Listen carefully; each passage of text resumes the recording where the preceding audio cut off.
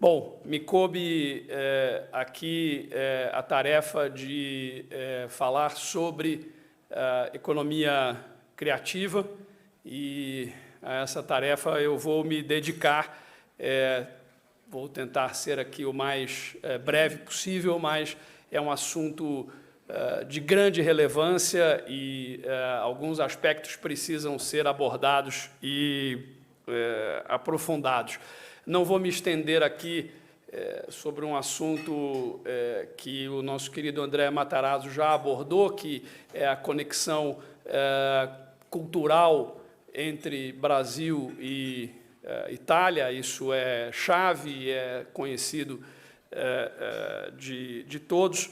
Vou aqui procurar abordar a economia criativa num sentido mais geral e amplo, né?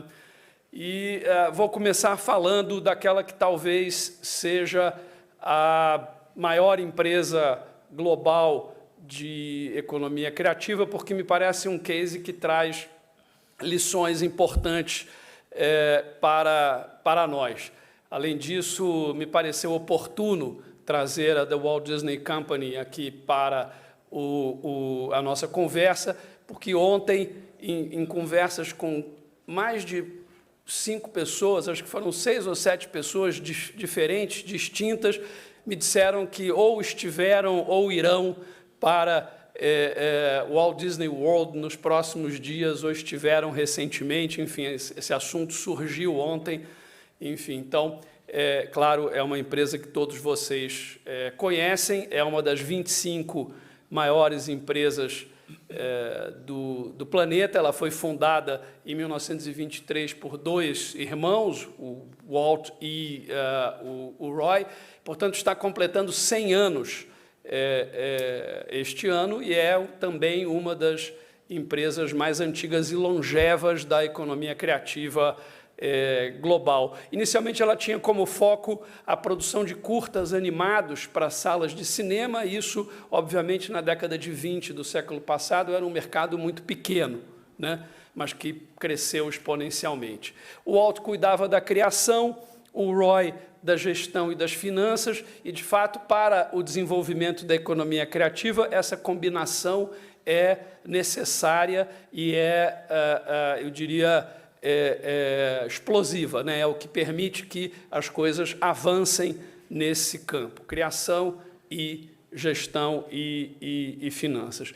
Em 1927, o Walt e um parceiro criativo dele criaram um personagem chamado Oswald the Luck Rabbit, que poucos aqui devem conhecer, porque é um personagem que não vingou, mas foi a primeira grande criação do Walt Disney, né? O Oswald ele protagonizou diversos curtas animados entre 1927 e 1938 e foi o primeiro emblema da Disney. Está aí o Oswald, para quem não o conhecia, essa figura simpática, muito parecida com um outro personagem que veio depois e que impulsionou a empresa. Hoje, a Walt Disney Company é a maior empresa de economia criativa do mundo. Pois bem, em 1928, a Walt Disney Company perdeu os direitos sobre o Oswald, porque fizeram maus negócios, licenciaram e depois abriram mão da propriedade intelectual, que é a base da economia criativa. É uma atividade econômica baseada em propriedade intelectual. Mas o Walt não desistiu e criou outro personagem com o mesmo parceiro dele, que todos vocês conhecem. E, em 1929, a The Walt Disney Company fez o primeiro curta-metragem com esse personagem chamado Steamboat Willie, o curta, né, o título do curta. E outro aspecto importantíssimo da economia criativa, a economia criativa caminha passo a passo com a inovação tecnológica. Esse curta trouxe uma inovação, ou estava baseado numa inovação tecnológica, que foi a possibilidade de você sincronizar com a imagem a trilha sonora. Então, foi o primeiro produto audiovisual com trilha sonora sincronizada. Pois bem, o Walt e Ron, baseado na experiência com o Oswald, eles decidiram que, dali por diante, eles manteriam 100% da propriedade sobre as suas criações, no matter what.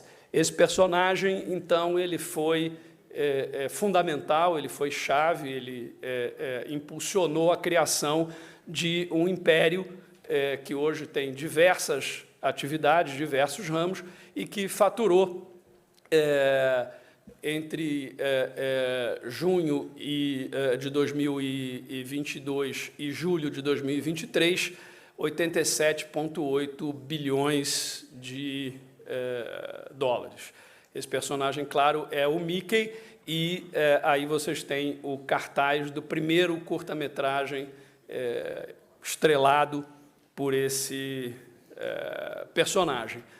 Quando eu fui a primeira vez ao Walt Disney World, eu tinha 7 anos, e eu vi essa frase estampada em vários lugares diferentes. Isso me intrigou muito. Eu era criança, não tinha, talvez, o repertório suficiente para entender o significado disso. Mas depois, eu lendo vários livros sobre a história da Walt Disney Company, eu vi que o Walt Disney enfatizava muito isso e sempre falava isso para os seus colaboradores e funcionários, para que eles nunca esquecessem que tudo começou com um rato, né? E isso é um ícone, é um emblema do que é a economia criativa. Então, se a gente quiser entender o que é a economia criativa, é isso, quer dizer, a possibilidade de, por meio de uma criação, você gerar um negócio que fatura 87,2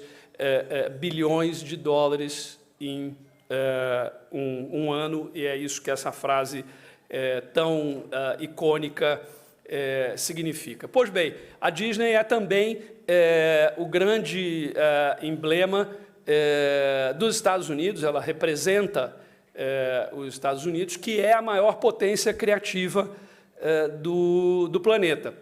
E isso foi algo que foi construído ao longo do século XX. Eu sempre gosto de lembrar que, em 1850, os PIBs do Brasil e dos Estados Unidos eram idênticos, né? Mas os Estados Unidos se descolou de nós.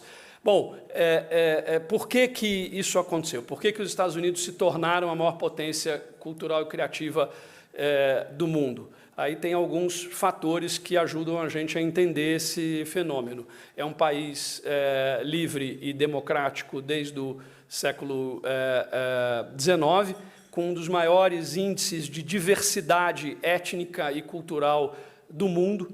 É uma sociedade forjada, primeiro, pelo entrelace entre indígenas, europeus e africanos, essas três matrizes tão culturalmente potentes, e depois por sucessivas ondas de imigração oriundas de todas as partes do globo, que gerou um caldo cultural muito rico e intenso.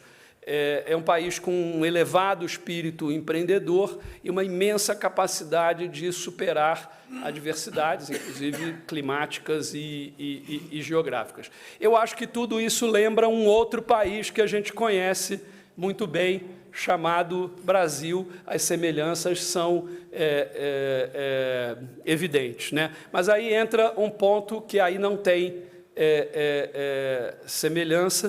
Os Estados Unidos fez, no início do século XX, uma reforma educacional e implantou um modelo educacional que ajudou muito a gerar excelência criativa e artística, e ajudou muito também a criar um mercado consumidor para a economia criativa americana. Gera $1 trilhão por ano para a economia norte-americana, o número de 2022, isso equivale a 50% do PIB brasileiro.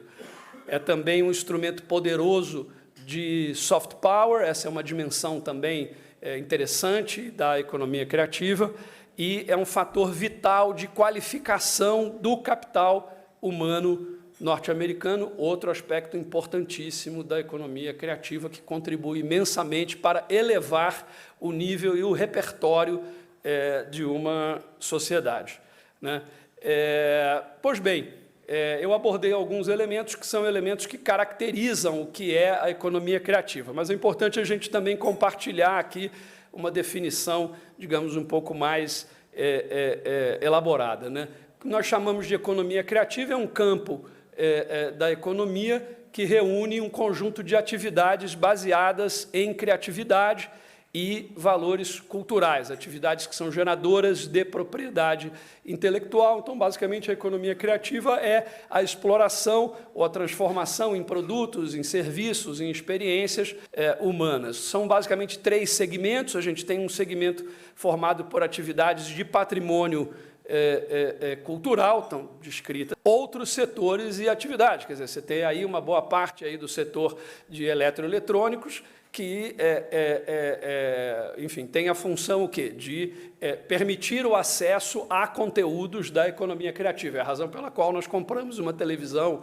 ou um aparelho de som, etc. E por aí vai. Também muito forte ao impulsionar o setor de telecomunicações. Nós temos aqui um patrocinador que é a TIM, uma empresa que sabe disso, quer dizer, o quanto a economia criativa é importante para que as pessoas utilizem os serviços de telecomunicações.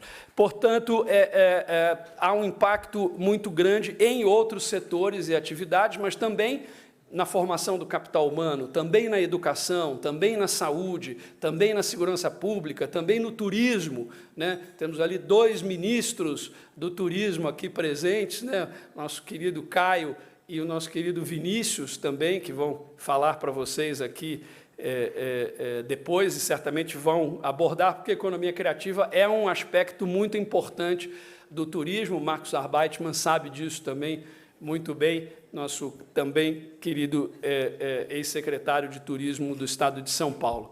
Pois bem, impactam, então, a formação do capital humano, são sustentáveis e inclusivas, geram muitos empregos e podem ser instrumentos de soft power, além de estimularem a inovação, né? Os números da economia criativa são muito relevantes, são muito significativos no mundo. É o setor que mais cresce depois da pandemia, também foi um dos setores mais afetados pela pandemia, então essa super expansão pós-pandemia é até natural e esperada, mas isso é algo que já vinha acontecendo antes da pandemia também. Hoje responde por 4% do PIB global, estamos falando aí de algo em torno de 4 trilhões de dólares. A taxa de crescimento anual equivale ao dobro da média do conjunto das atividades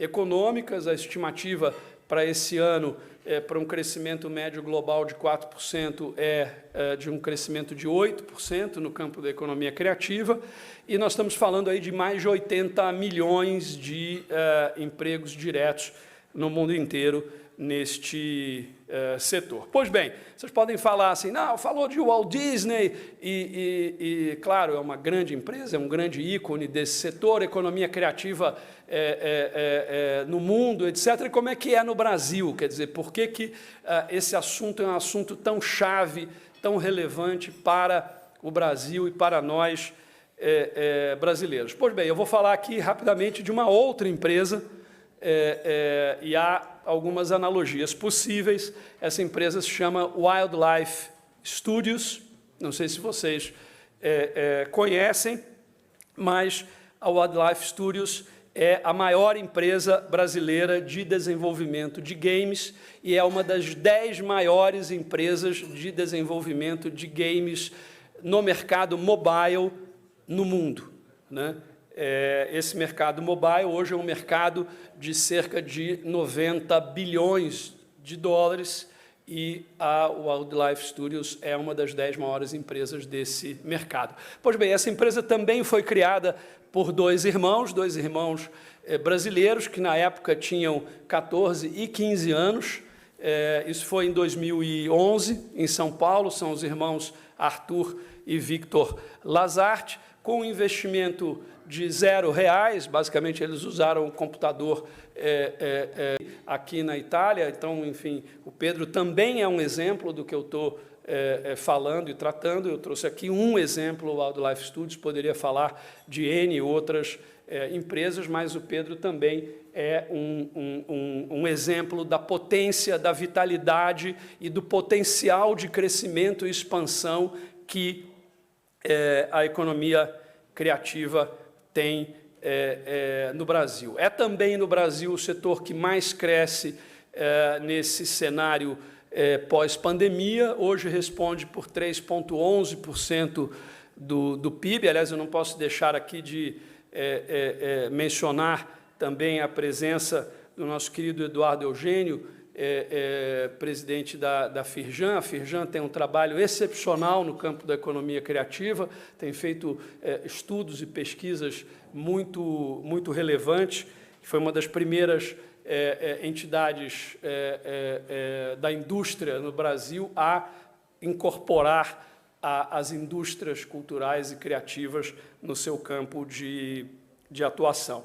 Mas, eu dizia, a economia criativa no Brasil teve um crescimento entre 2012 e 2020 de 78%. O conjunto da economia, nesse período, cresceu 55%. São 7,3 milhões de empregos diretos.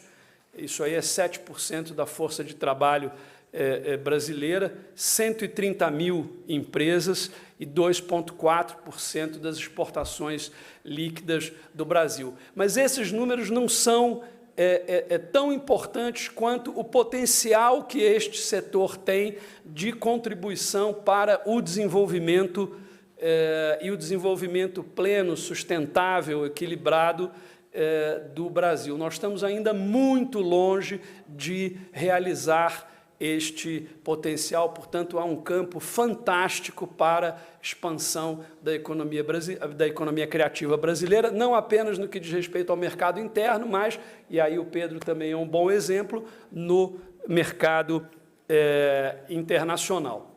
É um setor onde há um efeito multiplicador do investimento fantástico. Aí nós temos vários estudos e pesquisas que demonstram isso. Por exemplo, um estudo que eu coordenei com a FGV sobre o setor de musicais, de teatro musical em São Paulo, em 2019, para cada R$1 investido na produção de musicais, você teve, ao longo da cadeia de valor, a injeção de R$16,17 na economia da cidade de São Paulo, e aí você tem outros números. É importante também mencionar a questão social. Então, outro estudo importante sobre o projeto Guri, não sei se todos aqui estão familiarizados, o projeto Guri é o maior projeto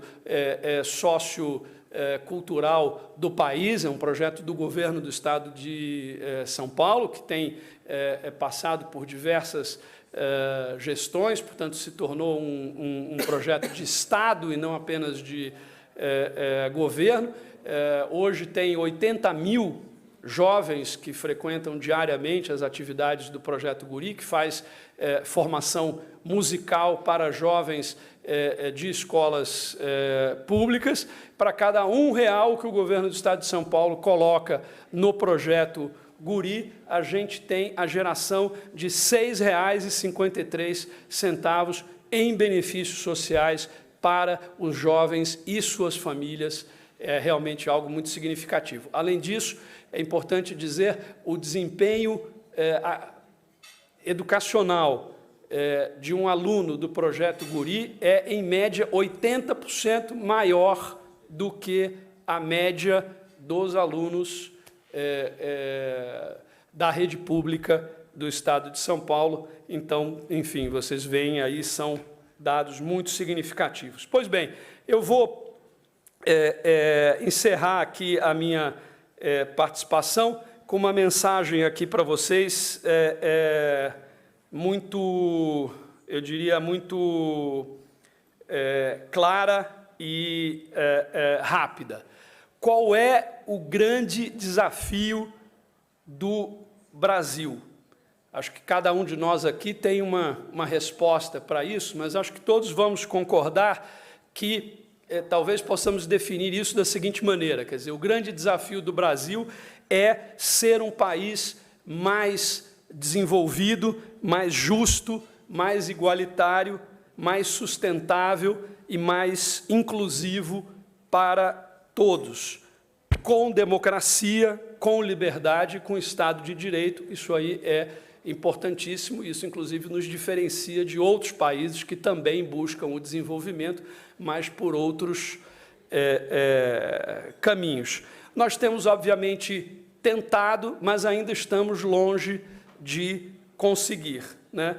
E nós temos dentro deste desafio outro que é absolutamente chave e fundamental, que é o que nós vamos fazer com a nossa juventude, né?